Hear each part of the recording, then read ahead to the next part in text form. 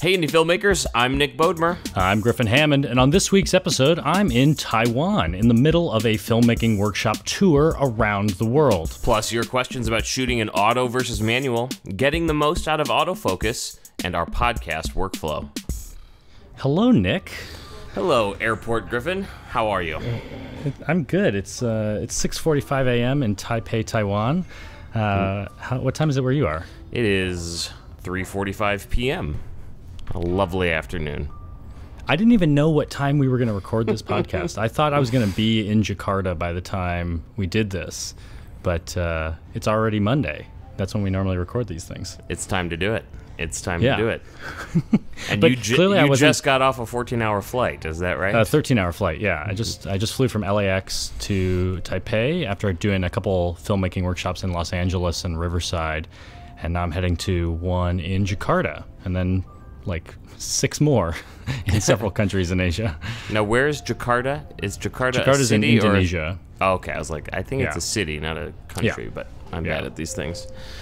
But the funny thing is, I was not anticipating recording at the airport. Right now, I'm on my layover. I'm in a airport lounge, and I didn't even bring my tripod or any of my ultra clamps. They're all in my checked baggage. He's without his ultra clamp, guys. It's unbelievable. So how are you doing what I'm doing this? right now, I have the GH5 recording video just sitting on a chair. Hopefully it doesn't slide off and hit the floor. And then there's a little strap on the outside of my Think Tank Perception Pro backpack. And so I've just kind of tied my microphone to the backpack. Hey, whatever works, right? Yeah. So are you just like sitting in the middle of a room with like a bunch of people staring at you as you look like a crazy person? I mean, there's probably some people that think that, yeah.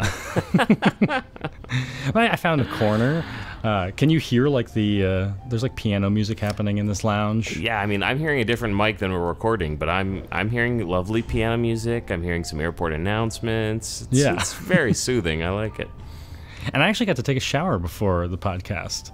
Very fancy airport, huh? Yeah, I think it's the second airport shower I've ever had. One was in Amsterdam. Cool. I'm glad we're covering your personal hygiene. Yeah. Actually, you know what? It's the same credit card that you and I both have, that Chase Sapphire Reserve. That's what got me into this lounge. Bonus. Yeah. That's handy. You need to do some international travel. It'll get you in nice places. Sweet. The only time I've ever been to an airport that had one of those lounges, it was like closed for the day or something, and I couldn't go in. Yeah. It's very sad. What are we talking about today, Griffin? Well, I think we could talk about these workshops I'm doing, but also some of the travel packing I'm doing. Like I normally would travel much lighter than this, like just the backpack, just the carry-on suitcase, and a tripod. But this trip has been a little crazy because I had to check. I'm bringing my Westcott Ice Light kit to Asia, and so that's in a giant Pelican case of its own. So I checked that, and it has all my ultra clamps and some other things in there. And then I also checked my suitcase, which I was able to take apart my Manfrotto tripod and fit it in my normal carry-on suitcase. Nice. But I had a dilemma in Los Angeles because my LA workshops were all-day workshops. They were 6 hours long. And I wanted to bring a bunch of gear. I wanted to bring lights and show the lights off. I wanted to bring my whole jib, the Canova Sun jib. Oh, wow. Just because I really wanted to be able to walk through exactly how I shot hand cut. That's what these workshops were, like going from start to finish in documentary filmmaking. And so I brought the whole jib with me, and and then I realized, like, what am I doing? I can't bring it to Asia. And the workshops in Asia are like 2 hours, so I wouldn't even have time. It'd be pointless to carry that around. And I just realized how hard it was to carry all that stuff around. So I was able to hand that off to one of my Panasonic friends, and I'll pick it up on my way back through LA. Oh, perfect. You could always send it to me. I like playing with toys. Hey, you said you might come to my workshop in Riverside because it wasn't that far from Las Vegas. I didn't see you there. I was in the back.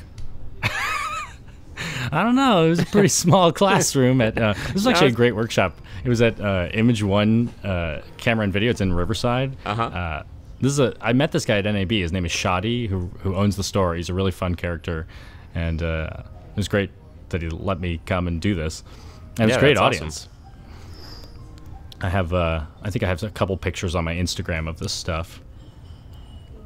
Yeah, I saw that. I wasn't sure if you were like in a back room or what you were in. It kind of looked a little strange, but...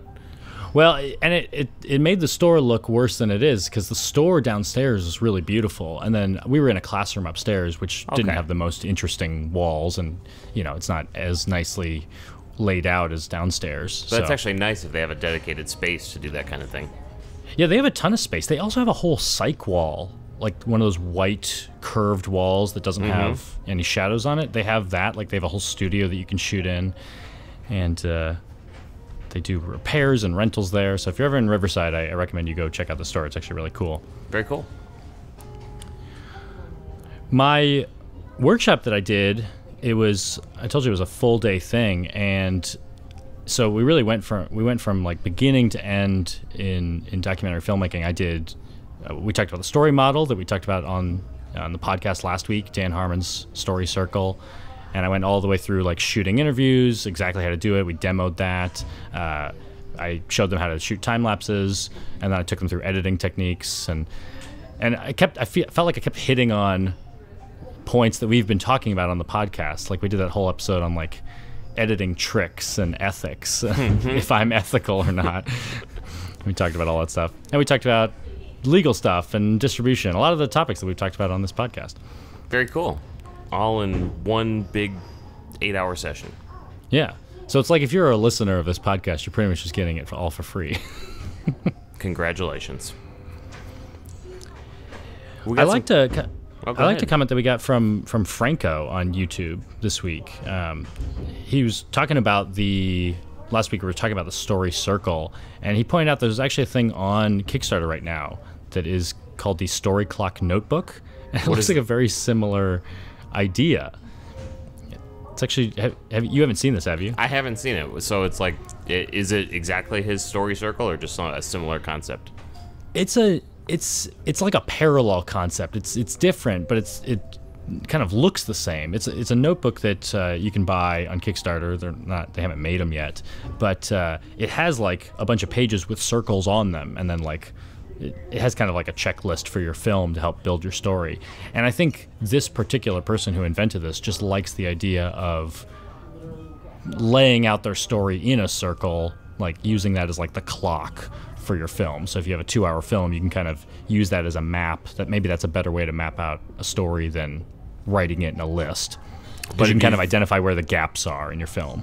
It'd be very easy to fill in those story beats, though, that you talk about, and use it that way. Right. Yeah, so perfect. I think Franco just realized, like, oh, this thing would be perfect if you are doing Story Circle stuff like Dan Harmon. So you backed this project? Yeah, so I immediately backed it. Perfect. I think I backed it at like the $40 level or something. I'll get a few of these notebooks. We'll put a link in the show notes. Is it still available, or will it be available in a few days? I think when I last checked, it was still like 21 days left. I'm sure it's like at least a couple weeks left still. Perfect. I love backing stuff on Kickstarter, don't you? Yeah, it feels nice. It does. It does. So I have this thing that I was thinking of doing myself, like Googling how to do it and making this work without having to pay for it. But I ended up paying for it. Have you ever heard of a DCP? Nope. I had heard of it when I was doing Sriracha and going to film festivals, because some film festivals require a DCP, which is a digital cinema package. Oh. And I think it's really just a file of your film on a hard drive, and that's what these movie theaters play. So like a projector can handle a DCP. Yeah. I mean, okay, I guess I have heard of that. Is that like what a major motion picture, when The Hobbit comes out, they deliver a DCP or something? I know they deliver it on hard drives. That makes sense. Yeah. That that's what it would be. So that must be what it is. And I investigated a little bit when I made Sriracha, because it seemed like maybe some film festivals were going to require it, but it always seemed very complicated.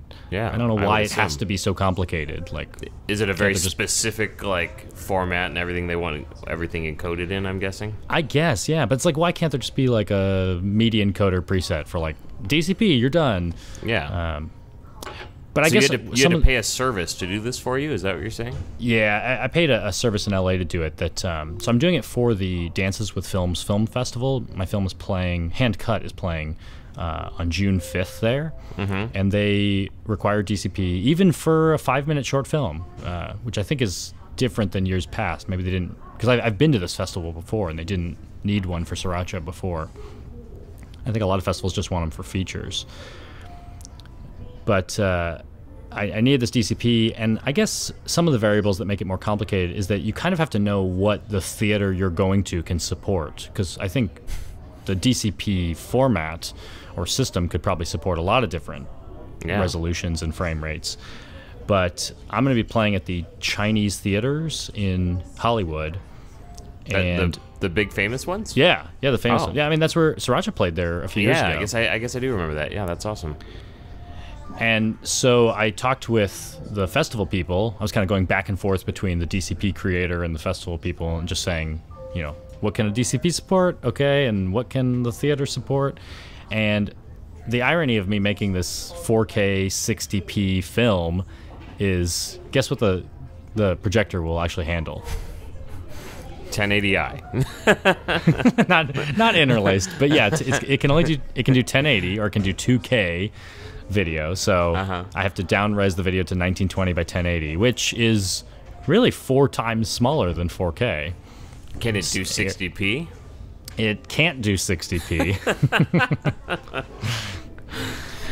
So perfect is what you're saying. Yeah, just as it was intended to be seen. At least, though, it will do 30 and not... I'm glad that we're not locked into 24. Right. So we can at least see half the frames. And that's a cleaner pull down res for the film. Yeah. I mean, I'm really just deleting 3 out of 4 pixels and deleting every other frame. And, you know... That's a lot of data lost. Yeah. But see, this kind of goes to my point last week when we were talking about pixel peepers and, you know, do you really need the best camera and the best quality? And it's like the audience in this movie theater will not care that they're watching a 1080 30p version of my 4K 60p film, because they're still going to learn all the same stuff and it's still going to look pretty to them. It'll be fine. Yeah, absolutely. I guess the only real technical downside is that because I shot it in a shutter speed appropriate for 60p, when we show it in 30, everything's just going to be a little bit more staccato than it should otherwise be, I guess. Would you consider making a 30p version where you introduce a little more motion blur? Yeah, I just thought about that, but I immediately realized, no, I think even though it'd be appropriate, it probably still is better to be able to see the, for it to be a little bit more staccato. Stuff like that, yeah. You are seeing that detail a little bit better, kind of Saving Private Ryan style. Yep. Nope, I think it'll be great. Yeah. So actually, if anyone is in Los Angeles, I'll be back at the end of this Asian tour. I'll be back on June 5th for that screening. It's 5 p.m. at the Chinese Theater, and I think tickets are available now. That'd be cool. I should come. Yeah. I'll be there in the back. I'll be in the back. You won't notice me, but I'll be there. Again. So you want to tell us where you're going to be here in the next week or two? Yeah. So I'm trying to think what events will have already passed by the time we publish this podcast, because I don't even know. I barely know what day it is right now. Well, here in the States, it's Monday, May 22nd. So, yeah. You know, if you do it in the next, say, 36 hours, it will be Wednesday morning-ish. Yeah, and I get into Jakarta on their Tuesday. I think it'll still be Monday your time. And my workshop is Wednesday, May 24th in Jakarta. So if you're in Jakarta, I'll be there on Wednesday, May 24th. Then, although the podcast will have already... Wait. Yeah, that will have happened before the podcast. Dang. Because it'll be... Because you're in the future. You're in the future. Yeah, I'm in the future. Right. But you may be able to make it to my May 26th Kuala Lumpur event in Malaysia. Then I'm going to be in Vietnam in Ho Chi Minh on May 28th. I'm doing workshops on May 29th and 30th in Singapore, and June 1st in Manila. I've actually gotten a lot of emails about that one, so I think we'll see some podcast fans there. Yeah. And then June 2nd in Bangkok, Thailand. Cool. And then I'll be back in LA on June 5th. And then you get a 2-day break, and then you travel around the world a second time. Yeah, I got like a week break or something, and then I go to Kazakhstan. And then someone was just asking me if I was going to do any events in Sydney or Australia. And yeah, I'm actually doing events in Sydney and Perth in July. And all of this stuff, you can find it on griffinhammond.com/events. Look at how fancy you are, Mr. Website. I want to come to the Australia ones. Do you think I could fit in your carry-on? I don't know. I have been checking a lot more stuff recently, so just put me in the Westcott Flexlight case. Yeah. That's big. Well, should we answer some questions? Let's do it. Okay. Patrick sent us an email. This is Patrick Gavin, who is like a great fan of the show now. He submits a lot of questions. They're always good. Thanks, Patrick. We appreciate it. He's also a documentary filmmaker himself. You should check out his film. I think he has a film called Nerd Prom about the White House Correspondents' Dinner. I've heard of that. Yeah. That's very cool. Well, he just got a GH5, too, which is cool, like you. He says he's not totally comfortable running and gunning in manual. If in a pinch he switches to the IA mode, that's lowercase I, capital A, what do you lose or sacrifice for when you're in creative movie mode? Wait, so what is that? Nick, the intelligent auto? Nick, I need to stop. I just realized the Zoom card filled up. Nick, I'm very sorry. We had a little trouble. We had a little trouble there, huh?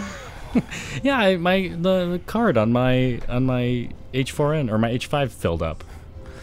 I ran out of space. Griffin, true or false? You are a professional videographer. I do call myself a professional videographer. Okay. Why don't you delete your cards before you start a project? I don't know why. I always think I'll never fill this 32 gig card up with WAV files, and it does eventually happen every few months. I'm just glad it's you and not me, because I would feel very silly, but you have street cred already, so you're good to go. This is actually something I was saying in my documentary filmmaking class, is that what I love about filmmaking is that it's problem solving, because you're always running into issues. Even me, I feel like I clearly do this as a career, but I'm making mistakes all the time still.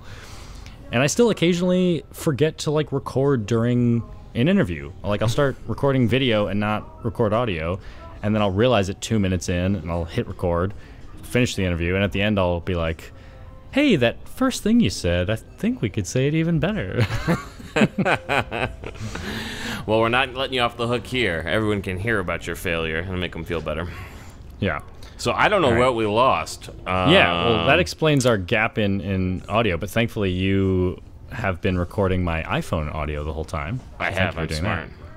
So now let's finally answer Patrick's question. Yeah, he wants to know about IA mode on the GH5 and what you lose or sacrifice using IA as opposed to creative movie mode. Well, I do flip into the IA mode every once in a while on the camera, because sometimes this is kind of the downside of me shooting everything in manual.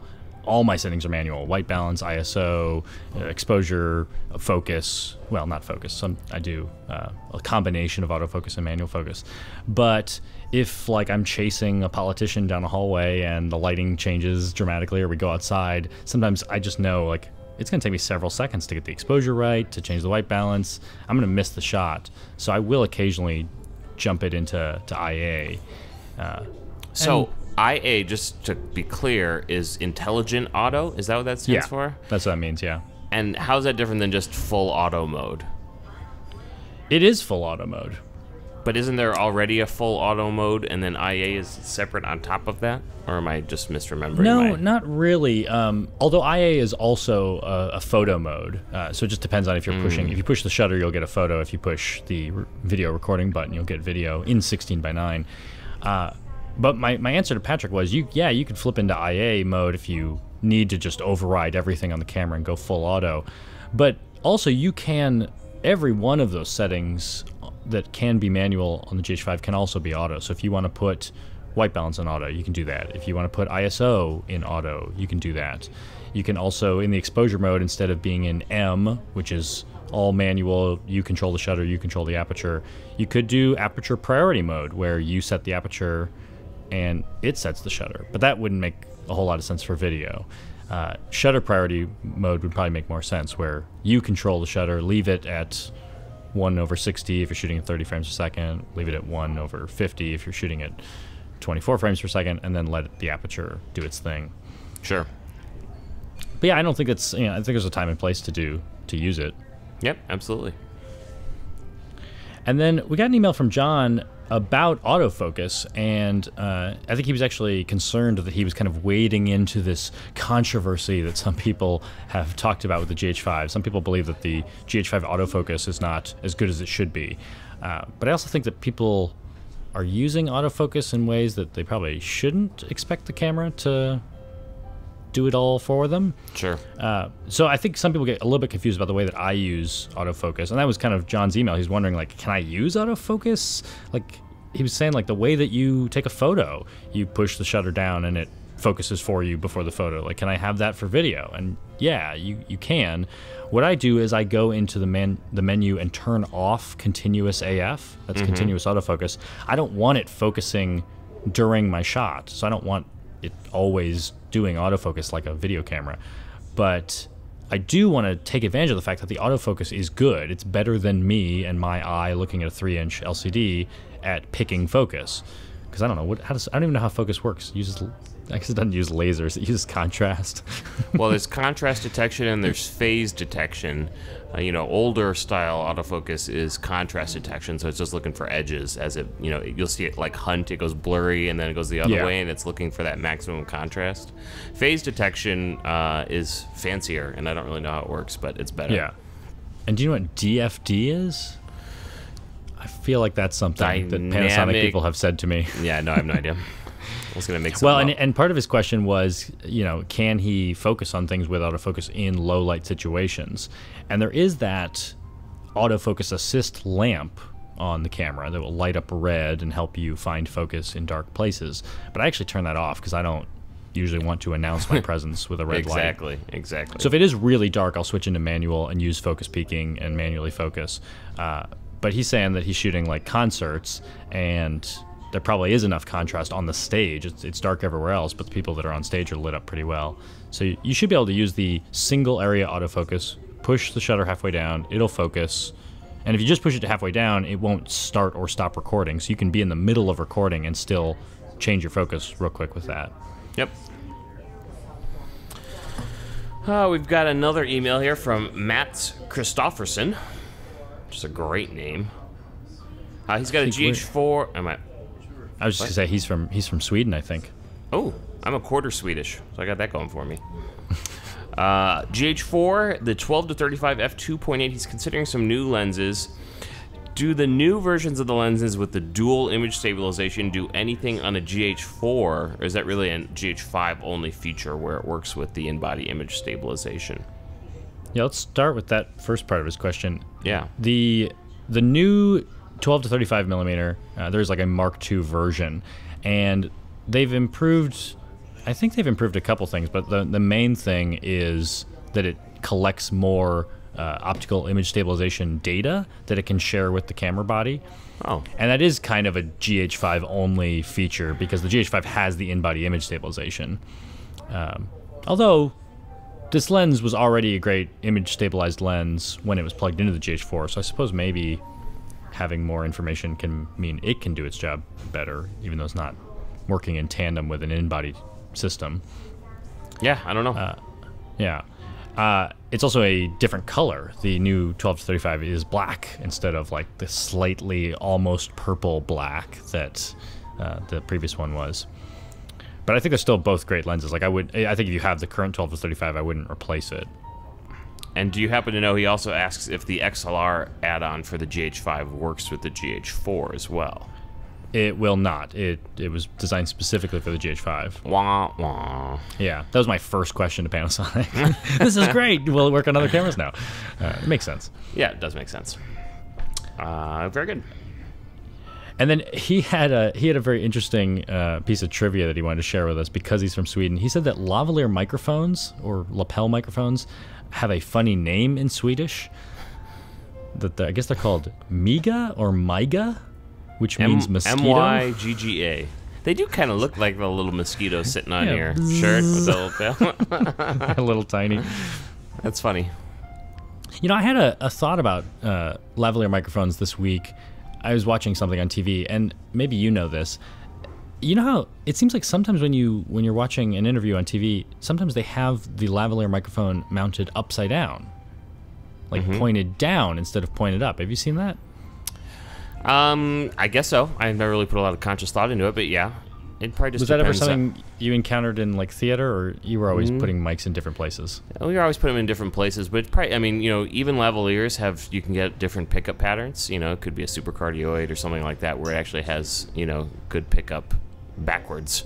So it just depends on the pickup pattern of the mic. I'm sure the people. And my understanding is that the sound of someone's voice comes from really two places, or maybe multiple places, but it's like the mouth sound, which is like more treble, and then the chest as well. So you have bass sounds coming out of there. So I've often, as kind of a best practice, thought you should point a microphone at someone's neck, because you'll kind of get both.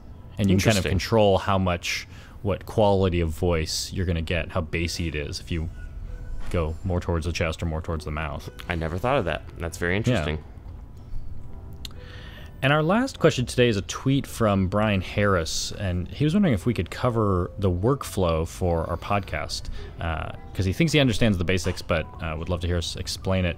And it probably should be like a whole episode at some point. Yeah, it's interesting, but I mean, I can give you. I mean, it's really easy. I just record, and then Griffin makes a podcast. It's the best workflow ever. It really works out well for me. You send it to me on Resilio Sync. Yeah. I guess that's what we'll do. Even though I'm traveling, I think I should still be able to get everything from you. Yep. Assuming my internet in the hotel is pretty good. Yep. And then I cut it all together and add the music and graphics, and the video portion is actually pretty easy. I mean, it's time consuming to do the editing and the exporting, because it's a 45-minute video, but once you export it and put it on YouTube, you're pretty much done. It's actually the podcasting side that's a little bit more difficult, like publishing wise. It's very easy to export. You just export a WAV file or an MP3, or I convert it into an MP3 after I export it. And then that has to go through a piece of software called ID3 tag, where you have to give the MP3 file metadata so that podcasting platforms know what to call it. And that's where you can actually embed the image, the logo from the podcast, in the file, along with the title, the description, a few other pieces of metadata. And then I upload that to the website. It's actually a Squarespace website. And we actually change the link of it before it goes out on the RSS feed. So when iTunes gets it, they're actually not seeing a link to my website. They're seeing a link to PodTrack, which I didn't know about PodTrack, but you told me about it, Nick. Yep. Just it's an analytics package, yeah. So it intercepts all the requests for the MP3 file and basically updates our metadata, so we know how many people listen, and then it passes it along to the download. And we get a bunch of data from that. We get to know, I mean, not like anything that breaks your privacy too much, but we know like what kind of device people listened on, and where in the world they were roughly, unless you're changing all those settings on your computer with proxy or something. Yeah. But that gives us some analytics, and then I publish it on like essentially a blog platform on my website, and then that's what pushes it out via RSS feed to different podcasting platforms. But that's kind of the time-consuming process, is that like we finish the show and it's like, yay, it's time to publish it, but I still have to like write a description and show notes just to put it out in the world. Yep. Again, Brian, if you just find someone who will do all the work for you, it's really much better. Well, that's the show. Griffin, you need to go take a nap or something at the airport before your next flight. Well, they're going to feed me here. Oh, nice. I can get some coffee here. Yeah, I have a little bit of layover left, and then I have a 5-hour flight to Jakarta coming up. It's a lot of travel. Yeah, but once I'm there, I think the flights between all these different cities, like Singapore and Ho Chi Minh, and I think all these places won't be too far away. All right, good. Well, have a tremendously good time. I look forward to talking to you upon your return. I wonder where I'm going to be. Oh, yeah, as I say, maybe we're going to be recording let's see. That's the 29th, right? I might still be in Vietnam at that point. Or Singapore, maybe. Yeah, I'll be somewhere between those two cities next time we record. Well, we'll talk about how your first 3 or 4 presentations went. Yeah.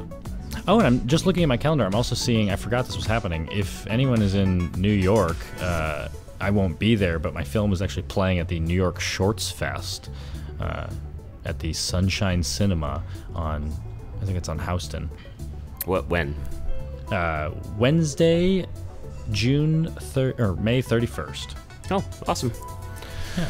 Well, that will be great. Well, thank you for taking time out of your middle of your day to join me at the beginning of my day, Nick. Yeah, thank you're very you welcome for listening. Yep, thanks everybody. Have a good one. We'll talk to you later. See ya. Bye-bye. You like the piano and stuff in the background? Oh yeah. It's very soothing. Okay, cool.